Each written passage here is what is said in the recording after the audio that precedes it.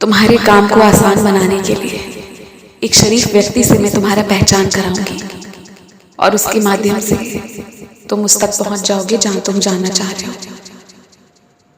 आस पड़ोस में जो रहते हैं उनकी गतिविधियों पर मैं ये तो नहीं कहती कि नजर रखो, लेकिन जो थोड़े बहुत समय तुम एक दूसरे से मिलते हो या एक दूसरे के जीवन को जान पाते हो, बस थोड़ी सी सतर्कता जरूर रखना।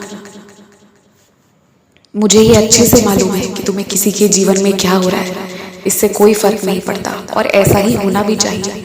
पर हाँ, आसपास जहाँ रहते हो इतना जरूर पता होना चाहिए कि दुनिया में क्या चल रहा है।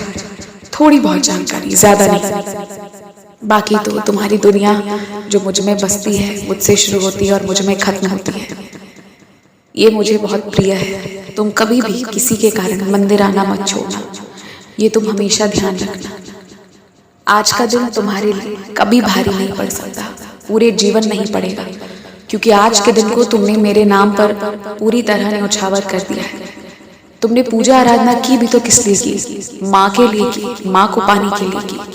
और ये बहुत बड़ी बात है। सोचो, इस युग में जहाँ किसी को धन चाहिए, किसी को ऐशो आराम चाहिए, किसी को नाम चाहिए, शोहरत चाहिए, किसी को जीवन साथी चाहिए, किसी को कुछ चाहिए, वहां पर तुम्हें कुछ और नहीं सिवाय माँ के, सिर्फ माँ ही चाहिए। तो जिसकी भक्ति ऐसी होगी उसकी तो माँ दीवानी हो ही जाएगी ना।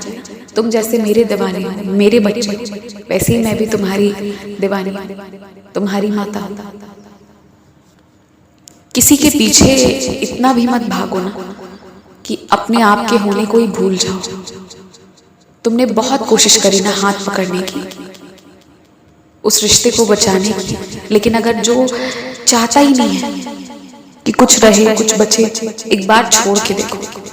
छोड़ दोगे ना तो जब वो स्वयं गिरेगा तो वो व्यक्ति उठकर तुम्हारे पास आएगा। छोड़ दो एक बार, थोड़ा बाहर की दुनिया का भी उन्हें जायजा खुद ले लेने दो, खुद उन्हें उसका अनुभव हो जाने दो। एक अच्छे इंसान होने के नाते और मेरे भक्त होने के नाते निश्चित तुमने जीवन साथी के रूप में जिसको अपनाया, पूरे जीवन तुमने उसकी सेवा करी और आगे भी तुम वही करोगे। मुझे पता है, अच्छे से सब पता है तुम्हारे मन में क्या है।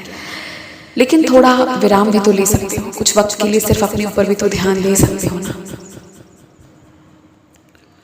एक बात तुमसे मैं कहना चाहती हूँ, तुम ना किसी पे क्रोधित होते हो जाओ, लेकिन उसे कभी भी कोई ऐसी अपशब्द या कोई ऐसी बद्दुआ मत दे जाना जो अगर घटित वास्तविकता में हो गया ना तो उससे ज्यादा तुम्हें दुख होगा।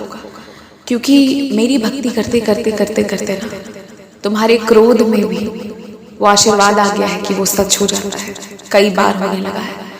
इसलिए गुस्सा होते हो तो उस वक्त ना किसी से बात करने जाओ ही मत। जो लोग तुम्हें परेशान करते हैं या बिना देखे बिना जाने तुम पर झूठे आरोप लगाते हैं, उन लोगों को सही करने के लिए तुम्हारी माता रानी काफी है। और देखो ना आज मेरी लीला, आज मैं क्या करती हूँ।